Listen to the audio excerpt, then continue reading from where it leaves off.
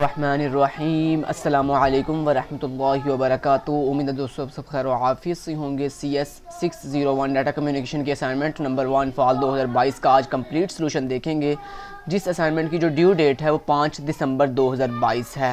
दोस्तों वीडियो के description part में आपको हमारी वेबसाइट का लिंक दे दिया जाएगा। आपने हमारी वेबसाइट पर जाना है, उसे लॉगिन करना है और हमारी वेबसाइट के ऊपर आप अपनी डिफरेंट क्वेश्चन फाइल जो है वो अपलोड करें ताकि हम आपके लिए सोल्यूशन रेडी कर सकें। आप अपनी सोल्यूशन फाइल्स को एक दूसरे के साथ शेयर कर सकते हैं हमारी वेबसाइट पे अपलोड करके अपने दोस्तों के अंदर। इसके अलावा दोस्तों हमारी जितनी भी सोल्यूशन फाइल्स होंगी वो भी आपको हमारी वेबसाइट के ब्लॉग वाला जो पोर्शन है वहाँ पे आपको तमाम की तमाम असाइनमेंट्स के जो सोल्यूशंस होते हैं वो आपको ड्यू डेट वाले दिन अवेलेबल कर दिए जाते हैं। तो वहाँ से आप इजीली उनको बिल्कुल फ्री में यूज़ करके उनको थोड़ा सा मॉडिफाई करके अपनी विश के अकॉर्डिंग तो देन उनको यूज़ कर सकते हैं बिल्कुल फ्री में। तो यहाँ पे देखें, सबसे पहले दोस्तों आपको यहाँ पे 601 की जो असाइनमेंट है इसके अंदर एक सिनेरियो दिया गया है कि सपोज एन इंटरनेशनल एक कंपनी है ईकॉम हैज़ 2 कंप्यूटर नेटवर्क है, उनके पास 2 कंप्यूटर नेटवर्क हैं। सेक्शन है जिसका एक का नेम उसने एडमिन रखा हुआ है, दूसरे का नेम उसने एम्प्लॉयज़ रखा हुआ है।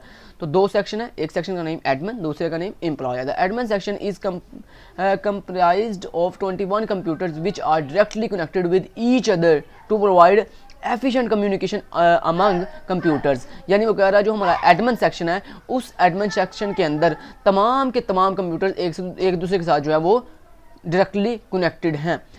Whereas the employee section contain 35 computers connected with each other through an intelligent central device। और जो आपका एम्प्लॉय सेक्शन है उसके अंदर 35 कंप्यूटर्स हैं और वो 35 कंप्यूटर जो हैं वो एक इंटेलिजेंट सेंट्रल डिवाइस से कनेक्ट हैं, एक दूसरे के साथ कनेक्टेड नहीं है बल्कि किससे कनेक्टेड है, एक सेंट्रल डिवाइस है। मिड में एक सेंट्रल डिवाइस पड़ी हुई है जिसके साथ वो सारे के सारे कंप्यूटर आपस में क्या है जी अटैच है और वो सेंट्रल डिवाइस क्या है, एक इंटेलिजेंट डिवाइस है। समझ बात की।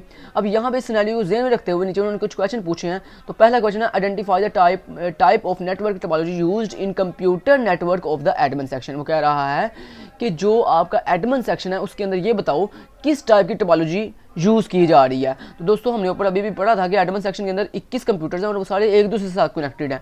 तो जब दोस्तों किसी सेक्शन के अंदर तमाम के तमाम कंप्यूटर्स एक दूसरे के साथ डायरेक्टली कनेक्टेड हों तो इसके लिए हम जो टोपोलॉजी यूज़ करते हैं वो होती है मैश टोपोलॉजी। तो इसका आंसर था मैश टोपोलॉजी। इसका मैं आपको प्रूफ भी दे सकता हूँ। यहाँ पे अगर आप गूगल पे सर्च करेंगे मैश टोपोलॉजी तो यहाँ पे देखें आपको एक शेप देखने दिखाई जा रही है और यहाँ पे देखें हर कंप्यूटर दूसरे कंप्यूटर के साथ क्या कर रहा है, डायरेक्टली कनेक्टेड है।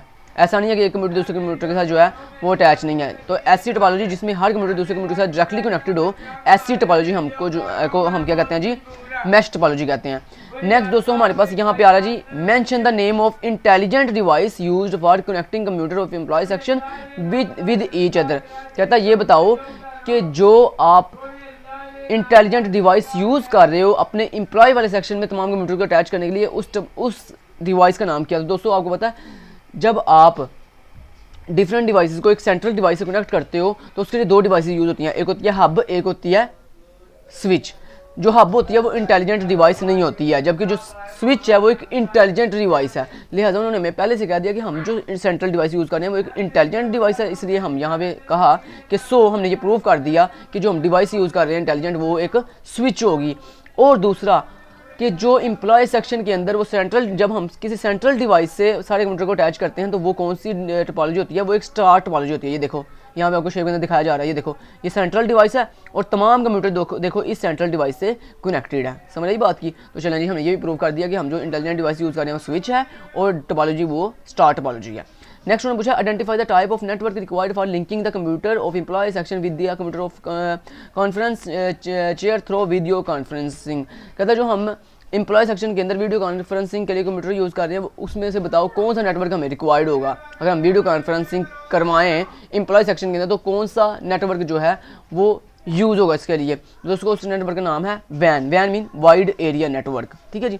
नेक्स्ट आता है जी write the total number of ports required in each computer of for admin section for the identified topology. कहता है जो एडमिन सेक्शन है उसके अंदर जो कंप्यूटर्स यूज़ हो रहे हैं उन कंप्यूटर्स को अटैच करने के लिए कितनी पोर्ट्स हमें चाहिए हैं। दोस्तों किसी भी सेक्शन की अगर आपने पोर्ट फाइंड करनी हो कितनी पोर्ट चाहिए कंप्यूटर्स को आपस में अटैच करने के लिए तो उसका फार्मूला होता है n-1, यानी n-1 फार्मूला है। n क्या है? n नंबर ऑफ कंप्यूटर है। तो आपके पास एडमिन सेक्शन में कितने कंप्यूटर थे? 21।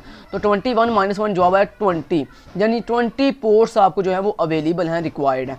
नेक्स्ट लास्ट क्वेश्चन आती है, the total number of links required for the identified topology for admin section. कहता है बताओ कि एडमिन सेक्शन के अंदर जो हमारी टोपोलॉजी यूज़ हो रही है उस टोपोलॉजी के लिए कितने नंबर ऑफ लिंक्स चाहिए हमें। तो दोस्तों ये नंबर ऑफ लिंक्स फाइंड करने के लिए हमारे पास फार्मूला है n × n-1 डिवाइडेड बाई 2। तो n क्या है? Number of computer. तो number of computer admin section में कितने हैं? 21। तो हमने n की जगह पे 21 पुट किया, तो 21 × 21 - 1 डिवाइड बाई 2।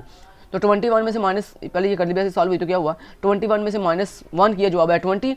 उस 20 को हमने इस 21 से मल्टीप्लाई किया, जवाब है 420। 420 को डिवाइड किया 2 पर, जवाब है 210, यानी 210 लिंक्स जो हैं वो आपको रिक्वायर्ड है। तो ये पहला क्वेश्चन आपका सॉल्व हो गया। क्वेश्चन नंबर 2 में उन्होंने कुछ आपको OSI मॉडल दिया हुआ है। तो उस मॉडल के अंदर आपने ये बताना है, आपको एक जो सेक्शन ए दिया गया है, एक सेक्शन बी दिया गया है, आपने सी सेक्शन के अंदर ये बताना है कि ये जो ए सेक्शन के अंदर ये पहली आपको लेयर बताई गई है नेटवर्क लेयर, ये नेटवर्क लेयर जो है बी सेक्शन के अंदर कौन सा काम परफॉर्म करती है। तो यहाँ पे सर ने जो है वो उल्ट पुल्ट किए हुए हैं, यानी आगे पीछे किए हुए हैं, ओरिजिनल हर किसी के सामने ओरिजिनल काम नहीं लिखा, आपने सी पोर्शन के अंदर उनका ओरिजिनल काम लिखना है। तो यहाँ पे दोस्तों जो नेटवर्क लेयर है उसका जो सही काम होता है वो होता है रूट की डिटर्मिनेशन करना, रूट की डिटर्मिनेशन करना। रूट की डिटर्मिनेशन का मतलब होता है कि आया कि जो आपको कॉल रिसीव हुई है वो कॉल आपने आगे किस रूट पे देनी है। मान लो आगे 3 रूट है, तो इन 3 रूट में से किस रूट पर ये कॉल ट्रांसफ़र करनी है। तो ये कौन डिटर्मिनेशन करता है? डिटर्मिनेशन कौन करता है? Network layer. तो हमने आगे लिख दिया, सही इसका आंसर था रूट डिटर्मिनेशन। नेक्स्ट आता है डाटा लिंक लेयर। जो दोस्तों आपकी डाटा लिंक लेयर होती है ये फ्रेम्स डिफाइनिंग करती है, मतलब आप जब नेटवर्किंग के अंदर जो फ्रेम्स होते हैं ना उनको डिफाइन कौन करती है? हमारी डाटा लिंक लेयर। तो इसका सही आंसर था डिफाइनिंग फ्रेम्स। नेक्स्ट हमारे पास आंसर आ जाता है जी अगला ए के अंदर फिजिकल लेयर। जो फिजिकल लेयर होती है दोस्तों, इन तमाम कामों में से फिजिकल लेयर का जो काम होता है वो होता है फंक्शनल इंटरफेस, यानी जो फंक्शनल इंटरफेस होता है ना इसको मैनेज करना फिजिकल लेयर का काम होता है। उसके बाद ट्रांसपोर्ट लेयर है, उसका काम होता है reliable process to process delivery, यानी प्रोसेस टू प्रोसेस अगर आपने रिलायबल डिलीवरी करवानी हो ना तो उसके लिए ट्रांसपोर्ट लेयर जो है वो यूज़ की जाती है। लास्ट पे आता है जी एप्लीकेशन लेयर। जो एप्लीकेशन लेयर होती है access for the end user, यानी ये कौन यूज़ करता है इसको? एप्लीकेशन लेयर वो लेयर होती है जिसको एंड यूज़र यानी जो यूज़र यूज़ कर रहे हैं एप्लीकेशन को वो जो है इसके अंदर आते हैं, वो एक्सेस करते हैं एप्लीकेशन लेयर को। तो ये था दोस्तों क्वेश्चन नंबर 2 का सही answer. Thank you so much, till then guys, take care, Allah हाफिज़।